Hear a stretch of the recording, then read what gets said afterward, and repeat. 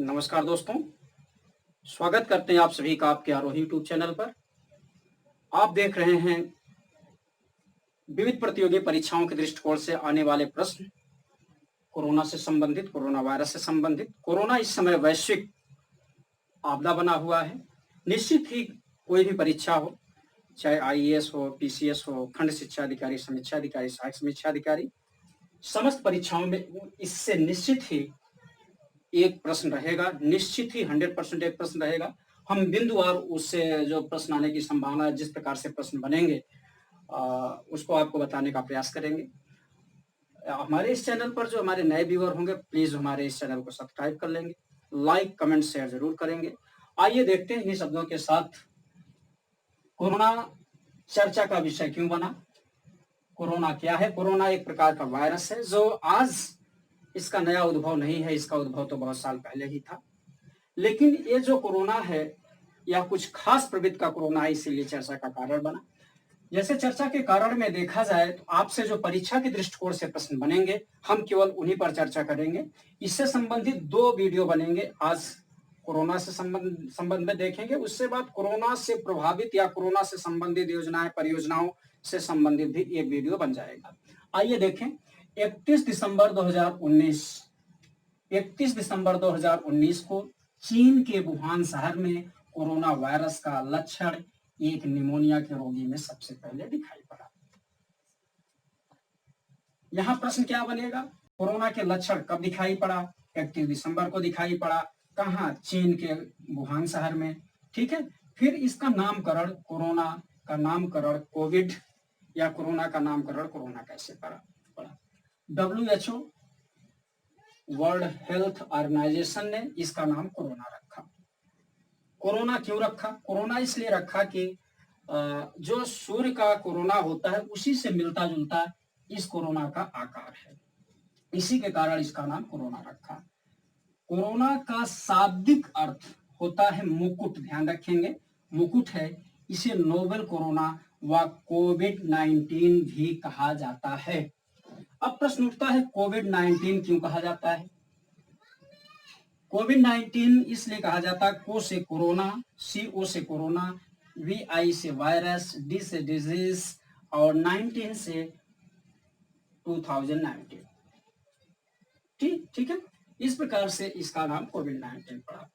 अब जो आपसे प्रश्न बनने वाले हैं, आप देख रहे हैं इसका शाब्दिक अर्थ क्या है, कोरोना को कोरोना क्यों कहा गया, ठीक है, और इसका नाम किसने रखा? WHO ने रखा। अब है कि यह एक RNA वायरस है, RNA वायरस है और इसे जूनोटिक वायरस भी कहते हैं।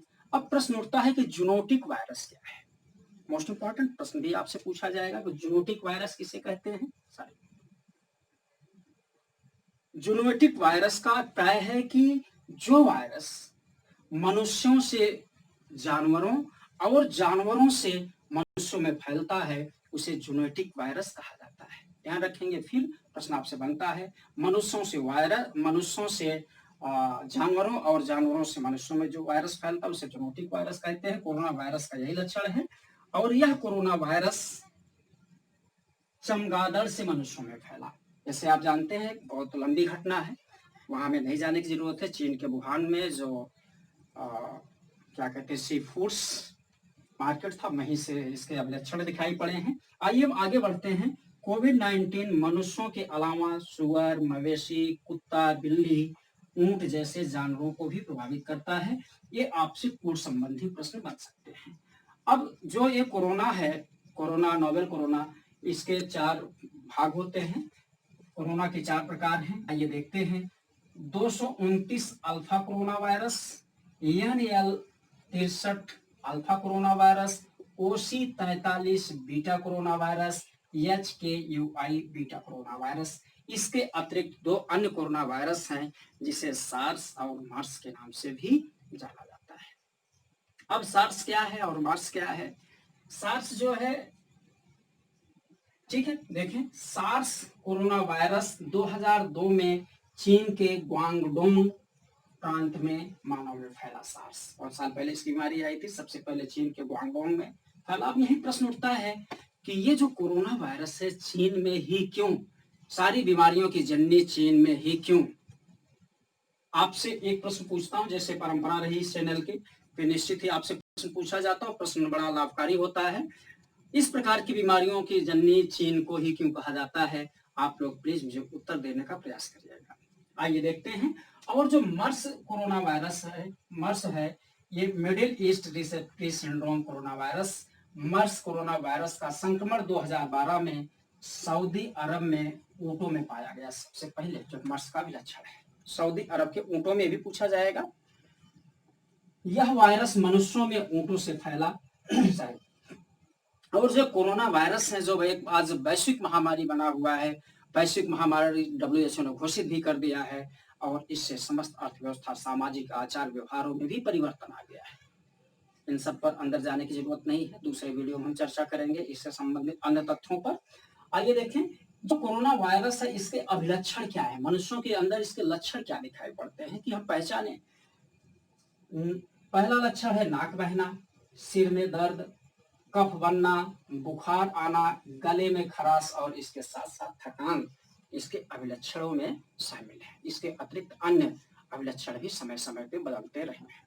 आइए देखें, इसके उपचार के कुछ तरीके देखे गए हैं। टीका का अभी सफल परीक्षण नहीं किया जा सका है। लोग अपने अपने स्तर से दावा किए हैं। जब स्पष्ट रूप से इसका परीक्षण हो जाएगा तो मार्केट में आएगा तो उसको आप सब मानेंगे, ठीक है।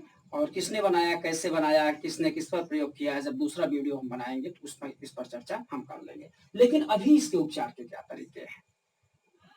जैसे कहा गया है कि सोशल डिस्टेंसिंग इसके लिए एक सदुपयोग किया गया, सैनिटाइजर, हैंड वॉश और मास्क, इन सब का प्रयोग करके आदमी एक सामान्य दिनचर्या को जी सकता है। वो तो अलग की बात है। इससे भी प्रश्न पूछा जाएगा, सोशल डिस्टेंसिंग किससे संबंधित शब्द है?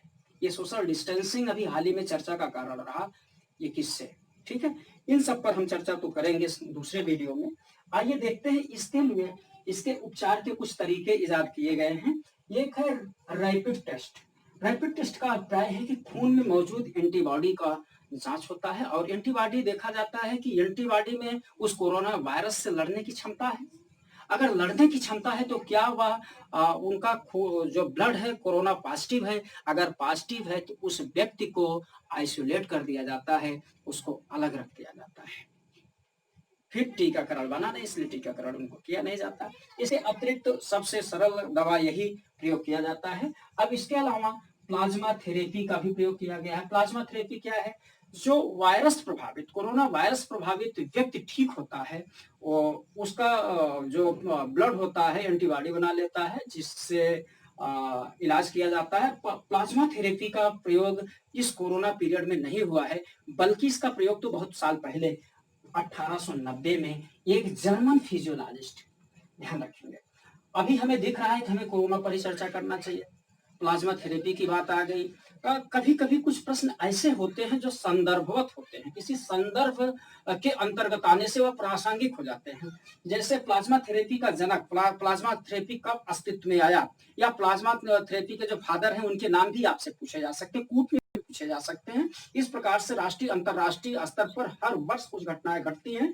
अब एक देखा जाए तो करंट अफेयर्स का ही टॉपिक है। आज से करंट अफेयर्स की क्लास हम कोशिश करेंगे निरंतर चले, कुछ न कुछ उस पर मिलता रहेगा। और मैं चाहूंगा कि जनवरी से लेकर आपके एग्जाम के पहले तक, चाहे खंड शिक्षा अधिकारी की परीक्षा हो, समीक्षा अधिकारी, सहायक समीक्षा अधिकारी की परीक्षा हो, PCS की परीक्षा हो, उसके पहले तक हम करंट अफेयर्स निरंतर कराते रहेंगे। कोशिश होगा कि एक वीडियो निरंतर पड़े। आइए देखें, तो जैसे प्लाज्मा थेरेपी की खोज आज की खोज नहीं है। इस थेरेपी का प्रयोग 1890 में जर्मन फिजियोलॉजिस्ट एमिंग वान वेहरिंग ने किया। इन्हें मेडिसिन के क्षेत्र में पहला नोबेल पुरस्कार दिया गया। दो कारण चर्चा में है, एक तो फादर इनके एमिंग वान वेहरिंग हैं, और मेडिसिन के क्षेत्र में पहला नोबेल पुरस्कार पर करता भी हैं, और प्लाज्मा वर्तमान में प्रासंगिक है, इसलिए प्लाज्मा थेरेपी के फादर को पूछा जा सकता है, ठीक है। इसके अतिरिक्त तो देखा जाए तो ये प्लाज्मा थेरेपी का जो ट्रीटमेंट जो है सबसे बड़ा केंद्र महाराष्ट्र में स्थापित किया गया, बनाया गया। ये भी प्रश्न आपसे पूछा जा सकता है। इस प्रकार से बहुत सारी घटनाएं घटी हैं।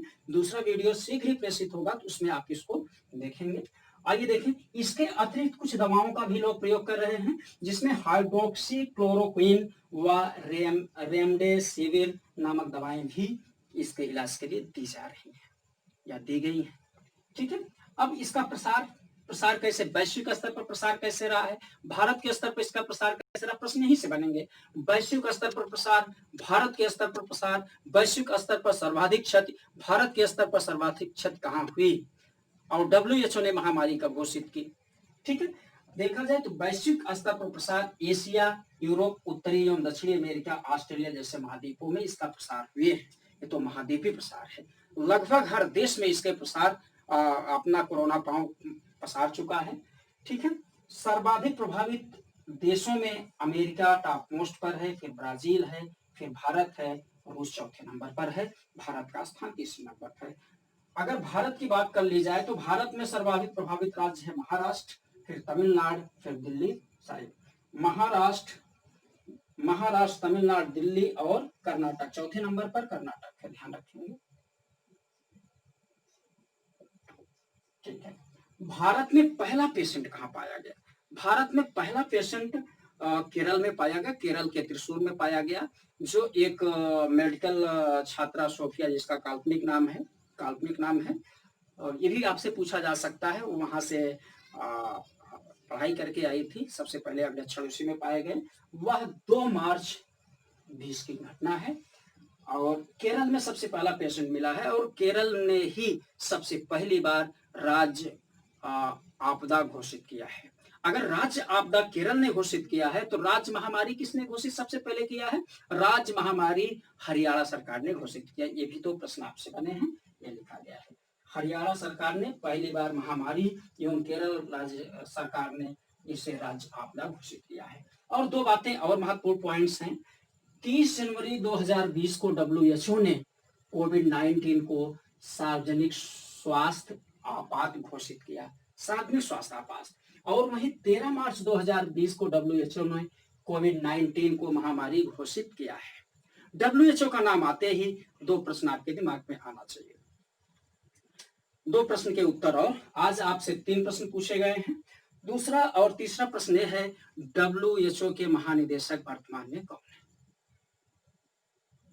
निश्चित ही प्रश्न पूछा जाएगा, वो चर्चा में है। और दूसरा चर्चा इसी से संबंधित, इसी से तत्काल बनता है कि कोरोना के चलते कौन सा राष्ट्र या कौन सा देश WHO से अलग हुआ है। ये 3 प्रश्न आज आपके लिए हैं। आशा नहीं, पूरा विश्वास है कि आप लोग प्रश्न का उत्तर देंगे, और हमारे ये वीडियो आपको निश्चित ही अच्छे लगेंगे। जैसे भी कमेंट बॉक्स में जरूर लिखिएगा। नमस्कार, धन्यवाद।